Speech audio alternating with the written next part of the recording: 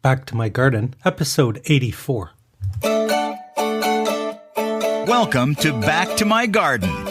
Discover your passion for gardening. Here's Dave Ledoux. Are you concerned about toxic chemicals, GMOs, and frankenfood? Don't panic. Grow organic. Discover my new resource for organic gardening. Go to www.backtomygarden.com/myorganic. It's finally here. 99 remarkably clever gardening shortcuts that you can use immediately. It's a free report, you get instant access. It's an epic list of tips, hacks, and gardening ideas just for you. Go to www.backtomygarden.com/clever. Well, good morning, good afternoon, or good evening, depending on where you are in the world when you listen to this. I'm Dave Ledoux, and welcome to a special edition of Back to My Garden. For those of you listening, hang on to your socks. This is going to be an awesome episode. I've been working diligently on building a list of people that I wanted to talk to in 2015. And fortunately enough, I have this lady in the studio. Melinda has a master's degree in horticulture, is a certified arborist, and was a horticulture instructor with tenure. She's hosted the Plant Doctor radio program for over 20 years, as well as 7 seasons of Great Lakes Gardener on PBS. She hosted Yardworks, a nationally syndicated yard care and garden show where she interviewed celebrities in their own gardens. Sounds like what I do. She was a contributing editor and columnist for Backyard Living magazine and has written articles for Better Homes and Gardens and Fine Gardening. She's written 20-plus gardening books, has won virtually every award and recognition possible in horticulture and media, and currently Melinda hosts the nationally syndicated Melinda's Garden Moment. These segments air on over 125 TV and radio stations throughout the U.S. She's here today because my lovely wife saw Melinda's educational DVDs in the Great Courses catalog and said, "Holy moly, David, you need to call her." She's modern-day gardening royalty, and I'm excited that she's here today. We have a ton to talk about. Please welcome to the show the legendary gardener, Melinda Myers. Hi, Melinda.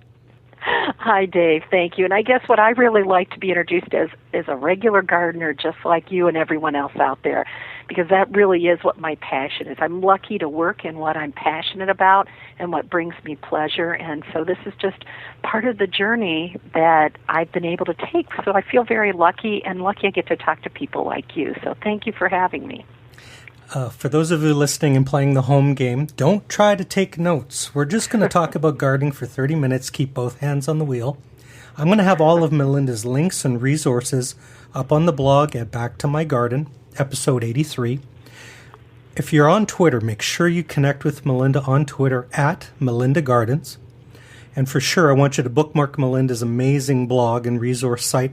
It's at www.melindamyers.com, and that's with a Y. And that'll also be on Back to My Garden. Melinda, where do we start? You've had a storied career. Can I take you back to the beginning, to when you first kind of said, I'm going to get into this gardening thing? Where did you begin? You know, what's always funny, and I think as we look back at our life, we often see the path that brought us to where we are, but going forward, I wouldn't have guessed this is where I would end up. I look back and I remember in 2nd grade learning plant parts, and it really stood out. In middle school, I did a science project on tropisms on plants, kind of nerdy kid.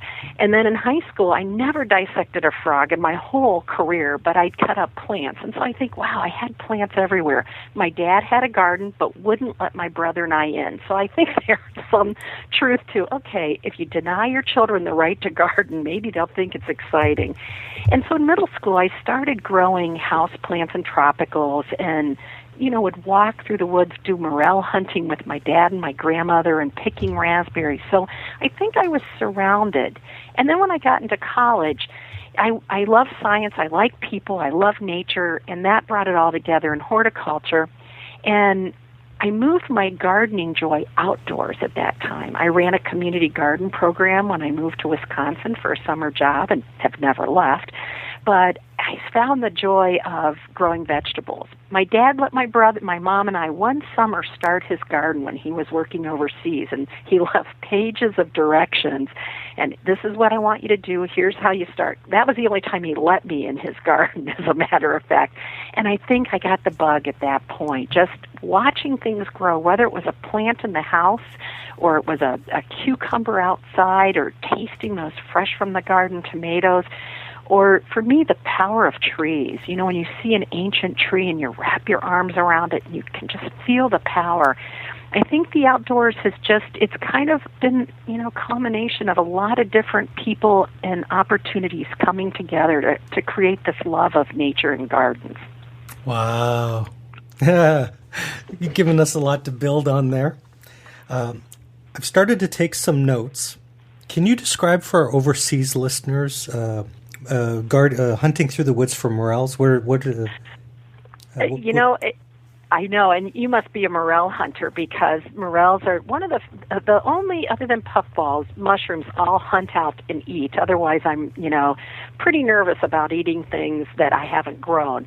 But morels come in the spring after a warm rain or cool spring with some rain, and then you get a couple warm days.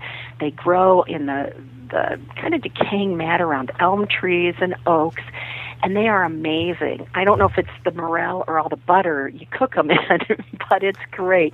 I remember when I first moved to Wisconsin, I was on an answering service. I worked for the Extension Service, and somebody called up and said, "Do you know where I can find morels?" And I went, "If I did, I couldn't tell you. Any good morel hunter will not share their good spots."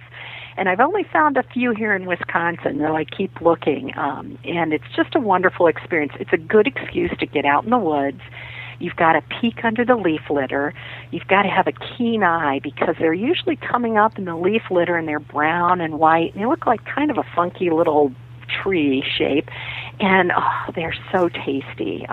What we used to do is we'd flour them and cook them up in a little bit of butter, and that was a meal in and of itself. And so it's kind of an exciting, instead of hunting for animals, hunting for something edible. And it's, I always find going out with a purpose just makes the experience all that much more fun.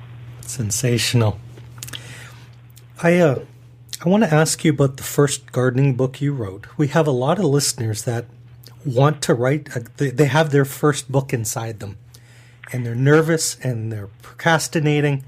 How did you write your first book? I was very lucky, I have to say. I was working as an extension agent, and Cool Springs Press approached me and asked me if I would be interested in writing a book. The weird part is, though, a year earlier, Jim Wilson, some of you may know from the Victory Garden, who has since passed, said to me, "You need to write a book, and that's your next step in your career." And a year later, I was offered the opportunity. I write a lot. I write articles, blogs, tips, radio tips, TV tips, lots of writing. And I thought, a book's a piece of cake.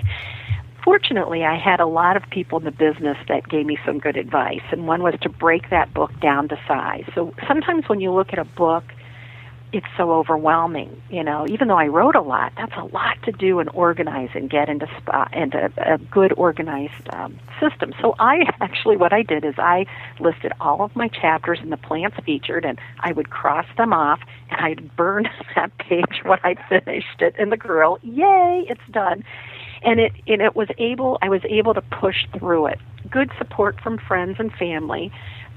I would get up at 2 a.m. I'm a morning person, and I found I needed my peak time and quiet. I think the other thing is just start writing, and find the time when you're most productive and where you can be left alone. I wrote in my car sometimes, in the park, because that was the only place I could find peace and quiet. I wrote in my spare bedroom office, but I found for me, getting up early, for me, that's when my mind is fresh, as opposed to the end of the day, and I just started writing. So I was lucky. I had somebody come to me with an opportunity to put all my experience to work, but I think it's really just about thinking about what's your passion, what do you want to talk about, what do you have to offer that you think would be very helpful.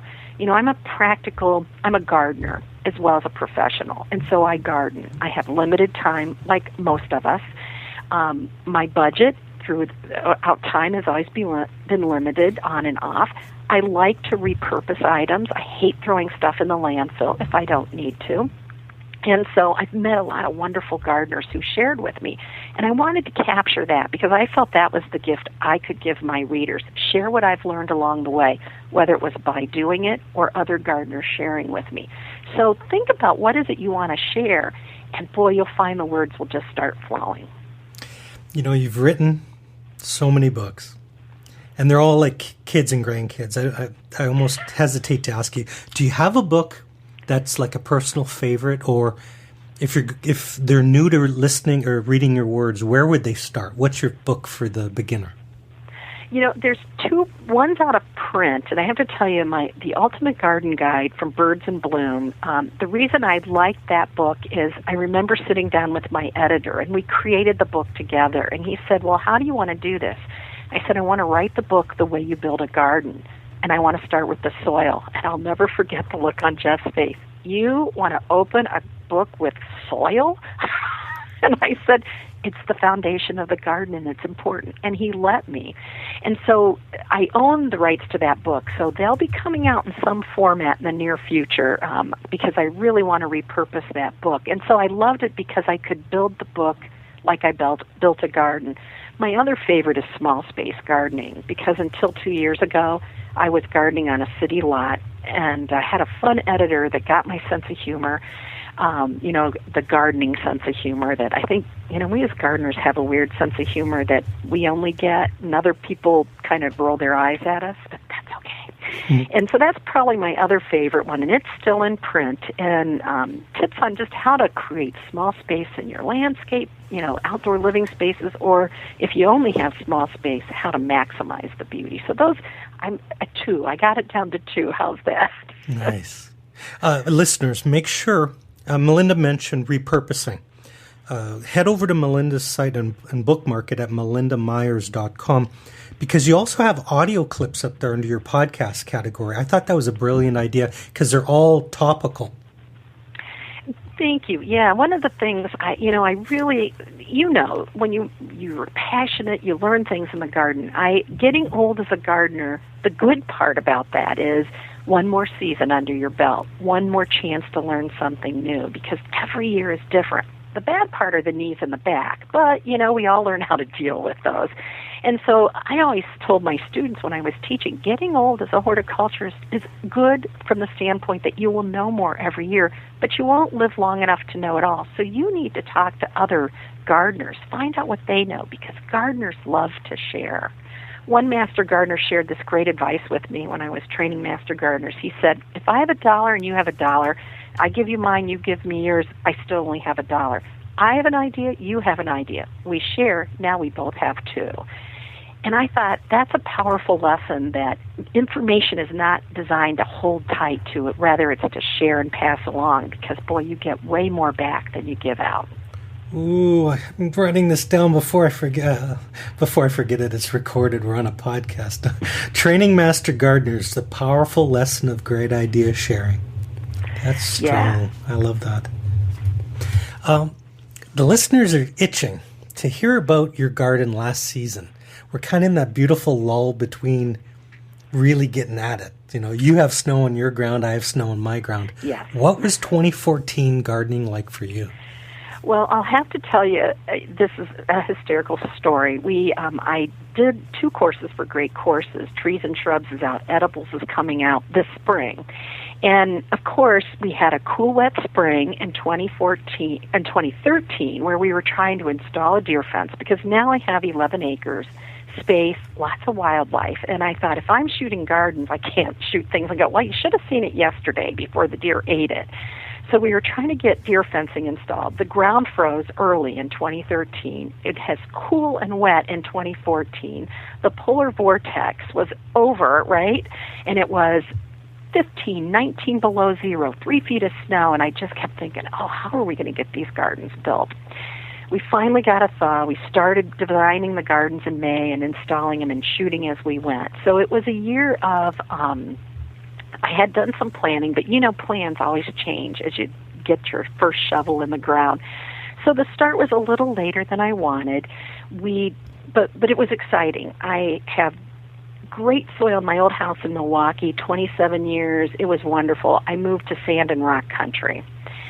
And the gardens weren't, I created new gardens. So we tried lasagna gardening. We did raised beds. We just amended existing soil because I wanted to show the different techniques, and also straw bale gardening and containers, of course. And so it was great because I got to do a wide variety. I had the best potatoes I've ever grown, plenty of squash, good watermelon. My tomato crop, not as good as I'd like. I had enough for fresh, but I plant disease. We had cool, wet summer, and so a lot of disease issues. And I got them in late. So, as every gardener, I have my list. Okay, here's what I'm doing different. Here's what I'm going to try. Planted some fruit trees and raspberries. I've always wanted raspberries. Now I have sunshine and space. So planting for the future as well as enjoying the summer. I love cooking when I have fresh vegetables. I'm not a great cook, but anybody can be a great cook when you can pick it from the garden and cook it up and serve it.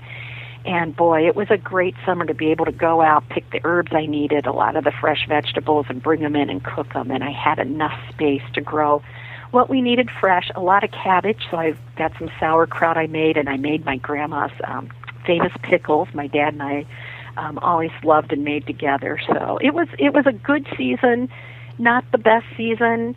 And I think every gardener is always like, well, next year is going to be better, and here's what I'm going to do. So I'm at that stage, looking at the snow, planning for the changes for 2015.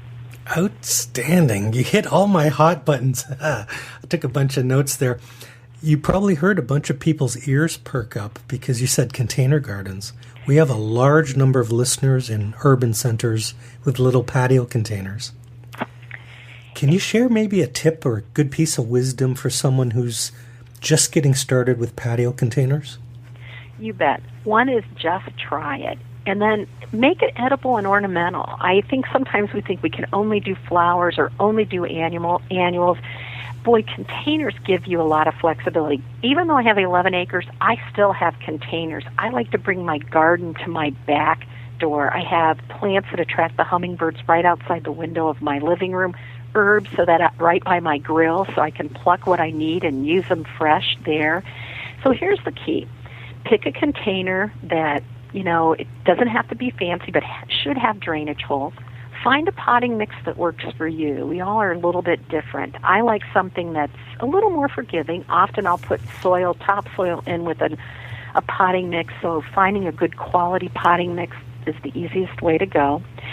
Water thoroughly and then check it daily. Fortunately, there are irrigation systems you can purchase, drip irrigations that you can set on a timer so that if watering is an issue. Self-watering pots are great. I use those quite a bit. And then I like to mix my edibles. So if you want something tall, maybe it's a tomato on a decorative stake, or maybe it's some beans trained up on a trellis. You want something trailing, strawberries. Get some ever-bearing strawberries, and you can pluck those from a container or a hanging basket for your cereal in the morning. So think about creative ways of combining beauty and edibility in a pot, and just do it. And you know what? We've all killed plants. It's okay. Next year will be better. When you said strawberries, I have a little 2x2 raised bed with yellow strawberries. Ooh. Yeah, first time, did okay. And as the season was coming in the fall, I said, I got to get a straw bale for that. And I kept putting it off. And I think the frost pretty much has taken it, so I'll see in the spring. Well, and you bring up a good point. I was leading a tour to Costa Rica, and I thought I had another week or two of warm weather, and we got back to hoses frozen to the ground, containers frozen to the ground. Luckily, we got a little thaw, so I could finish cleaning up.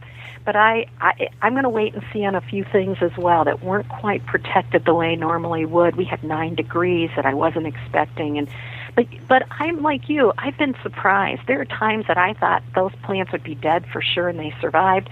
And other times you do everything right, and it doesn't work. But the key is, I heard this great quote, that every green thumb gardener has grown lots of plants, killed quite a few along the way. They just don't talk about the ones that died. But like you, I like to share my failures because I think you learn more from what goes wrong than what goes right. And I talk about some things die, but more is going to live than is going to die. And so you're going to reap the benefit of your efforts and create great memories, too. Melinda, I looked at the clock and our time is whipping by, and now is the time in the show where we play a game called 5 Quick Questions. Okay. This is your chance to share your wisdom and experience with novice gardeners. Are you ready to play? Okay. Question number 1. And for my listeners, these are new questions for 2015. My mom in Edmonton said, change up those questions. And so here we go. Question 1. What's the funniest gardening mistake that you've ever made that you're willing to admit to in public? I've tried 3 sisters, that growing technique, corn to support the beans, to support the squash. I tried it in a big pot in my small garden. The corn got 4 inches tall, the beans covered it, and the squash got squash vine 4. So I didn't take that container to our state fair where I was going to use it for my talk. So finally, I've done 3 sisters in the ground, and it looked good this year, but it was my 3rd attempt. Wow. Good stuff. Question number 2. If you were only allowed to grow 3 plants for the rest of your life, what would the 3 plants be? Oh, I hate this question. I used to ask my students this all the time. A sarvisberry or Amelanchier or shadbush, different names, great 4-season interest fruit you can eat. Oh, boy. Maybe strawberries because they're ornamental and edible and fun. And, oh, boy. I might do, and probably a beech tree, just because of the power and the longevity. Wow. And if you ask me tomorrow, I'll probably change my mind. Change it up. Yeah. That first one caught me off guard. Can you say more about that berry? I'm not familiar with it. Amelanchier sarvisberry. It is tree. You can get tree forms or shrub forms. They have white flowers in the spring. They have fruit in June. It's also called juneberry. You may know it by that name. And the fruit starts out pink, and then it looks like a blueberry. It has a nutty blueberry flavor. The birds love it, but you can eat it. Makes great pies and muffins, or I just eat them as I weed my garden.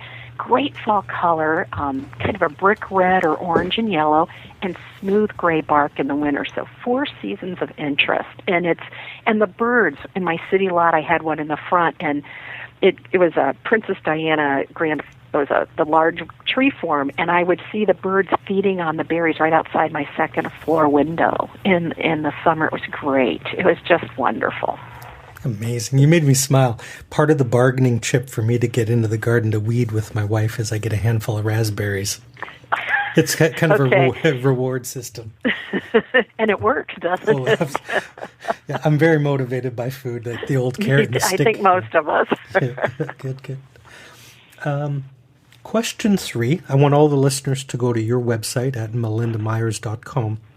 For a rookie gardener, can you recommend 1 or 2 good websites or blogs that you use like a resource? Well, I use the Missouri Botanical Garden website. They have a great plant database, and they're, middle of the U.S., so I know we've got listeners all around the world, but they give you some really good information, and that's one that I use quite a bit. The other one is, I'm going to cheat a little bit, is go to your local extension service or outreach arm of the university, because that's going to be information that's local. Most of them have information on gardening, or pick one nearby, because that'll really tell you about gardening in your area, and I think that's really important. I'm lucky enough to travel a lot. When I travel, I always visit that local extension service just to kind of get a better feel, for what's unique about that area where I'm going to speak, so I'm prepared for the soil. I understand the science of horticulture, but it's always good to get the insight into some of the challenges in the area.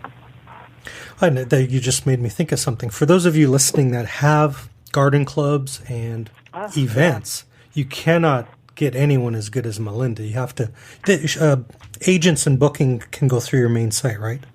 You bet. You bet. There's a place to ask me to speak. And I love to, that's the fun part. Somebody said, do you like traveling so much? I said, I get to hang out with gardeners and talk about gardening, and it's so much fun. And like I mentioned earlier, I always feel I walk away with more knowledge. And that's part of what I love about my profession and my hobby of gardening. Question number 4 is, on books. The best way to find Okay. good gardening books is to talk to a great gardener. For a rookie just getting into gardening, do you have one or two recommendations or favorites on gardening books? Boy, the American, that's probably, and I thought about this and I was ready, and now I'm rethinking it. If you're into perennials, The Well-Tended Perennial Garden by Tracy DeSabato-Oust has really good step-by-step information. And, you kind of have to think, even if you don't do all that, it'll still come out well. Probably I'm going to go back to Cool Springs Press. I wrote, and I'm not recommending just mine, the garden book for several states and month-by-month gardening, but there are authors in different parts of the U.S., so sorry for our international friends, that have written similar books. So, Tom McCubbin in Florida, and Bob Polomsky in the Carolinas, and Sharon Asakawa in California, and Nan Sturman in California, where they have local experts that really talk about the basics, plants that you should start with, hardy, easy to find, good for the area, and then the month-by-month complimentary edition talks about what to do when. And at least for our U.S. gardeners, I think that's a really good place to start, because it's for your area, and it's kind of, here's what you need to do in January, here's what you need to do in February. And so it's a good place that I find experienced gardeners, students have used the books, as well as beginner gardeners find it useful. So if you can get a hold of those, I think those are really good. I'm going to throw that question back to you. Do you have a favorite that you recommend for beginning gardeners? Well, I'll give you an example. My wife picked up a book by Nikki Jabbour, and Nikki's from Nova Scotia, Canada. She has a radio show, and there's like 50-plus chapters all written by expert gardeners. Oh, I'll have to check that out. There's Excellent. a chapter in there about figs, and the expert on figs was a gentleman named Stephen Biggs from Toronto. So my wife, the next day, I look out on the back patio, and there's a pail with a tree in it. She bought Nikki's book, read a couple chapters, said, "You should call Stephen Biggs," and then went and bought a fig. Kind of like how you call him. Yeah, so. But it's so cold here in the winter, Melinda, and I'm a little nervous. It's a young tree. Oh, well, and I've got brown turkey and Chicago hardy in my garden, and I'm feeling the same way as you, because, like you guys, we've been having a lot of below zero weather, so it's the real test, right? Well, mine has been brought indoors and took the spot in the garage where the golf clubs were. Okay. It's now a roommate. Maybe next season it'll stay in the garden. But Nikki Jabbour's book, you can't go wrong. Well, I'm going to check that out. Thank you. I'm always looking for good reads and good information to pass along, so thank you for letting me put you on the spot here. What struck me as we were talking about that is how much we take for granted as gardeners with our access to information. A century ago, you couldn't just go to a website and find what grew in my zone. Right. It's a golden age. I mean, you've seen this now 20 years. Do you think, like I do, like there's a whole new wave of growth coming in gardening?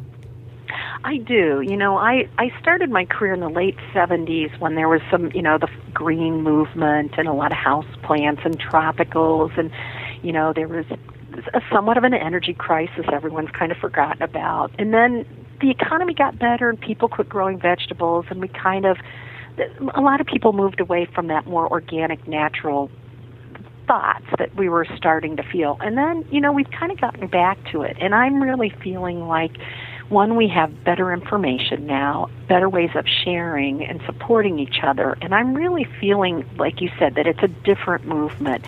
My daughter is 29, and she and her friends would always have cookouts in our backyard, and there'd be tomatoes they could pluck and flowers. And my daughter swore she'd never garden. Well, you know what?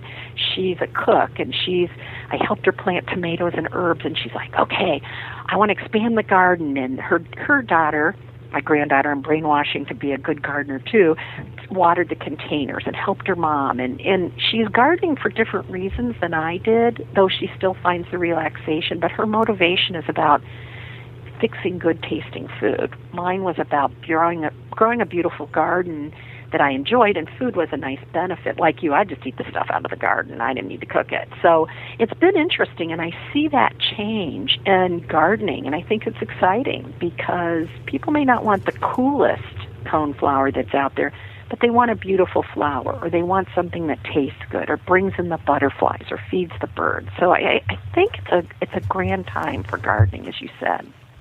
I'm kind of excited because we have an old pool table in the basement, and we set up a grow light. And here we are in January, and I just planted a Trinidad scorpion pepper from Baker Creek. Ooh, 1 million Scovilles. How many? 1 million Scovilles. You better label that well. Skull and crossbones. I could use it to heat the house, I'm hoping, in a few months. I think you could. Yeah. Or at least you'll feel hot enough it won't matter how cold it is. They didn't even exist a generation ago, or if they did, who knew where they were growing? But well, and that, you're right. There's a lot of cool new vegetables, and there's so many new things. I was just writing a tip on ketchup and fries, which is the grafted tomato potato. That it's a cherry tomato on top, and it's potatoes on the bottom. And I was trying to find out if it was available, if you could get it in Canada. I know Territorial Seeds and Garden America is selling it, and I couldn't tell from their websites if they'd send it over the border.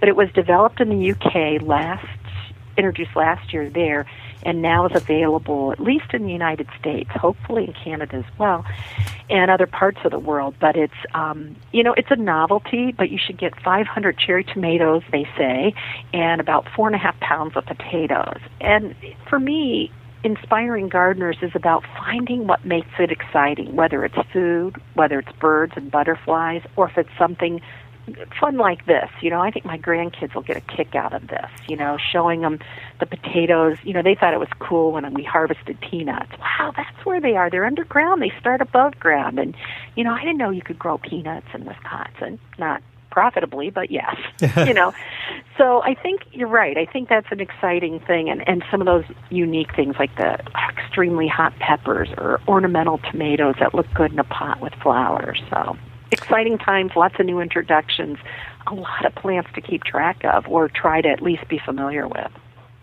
Melinda, I think we accidentally answered number 5, which was, is there anything that you've never grown before that you would love to try and experiment with? Yes. There's always my long list every year to try something new. I planted kiwi in my garden and figs, as I mentioned. I am going to try, I've got blueberries in a pot. I'm going to try to put them in the ground this year. I've got room for passion vine, and I want to see, some people in Wisconsin have grown it successfully. I've grown it in a pot as an annual, but I want to try to get some plants started in the ground. And I did plant some peaches and nectarines, which can survive short term here. So, yeah, you can tell I have a long list of things that I am trying ketchup and fries. I put my order in. Last year I talked about on-deck corn that you can grow in a container, and I talked about it, was so excited. By the time I ordered, they were sold out. So this year I ordered the plants before I started talking about them. So I'm trying ketchup and fries as one that I'm excited about for this coming season. For those of you listening, well, actually, if you hear me, you're listening. You're in your car, you're jogging. Head over to the blog at BackToMyGarden.com, episode 83. Follow Melinda on social media, on Twitter at Melinda Gardens. And please share her blog and support it at www.melindamyers.com. The time has flown by, hasn't it?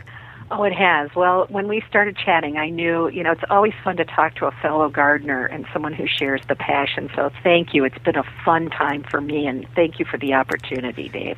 I took about a half a page of notes, and I'll try to translate them into English and put them up on the blog. I want to give you, Melinda, the last word to the listeners today, all over the world, 30-plus countries. Can you leave them with either a note of a pearl of wisdom or a note of encouragement on their gardening adventures?